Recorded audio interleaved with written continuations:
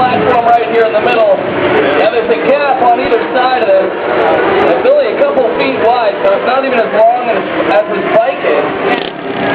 He's going to try to jump up onto this platform. Going up, tossing it sideways and right up on. You can see the tires hanging off the edges. There's no room for air right there. All right, guys.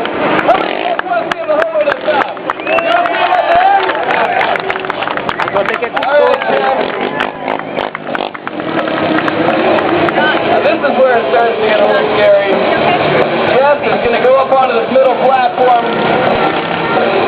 Just like that, no problem. And back it up, hanging the Dunlop off the backside. It's only running about 5 pounds of pressure.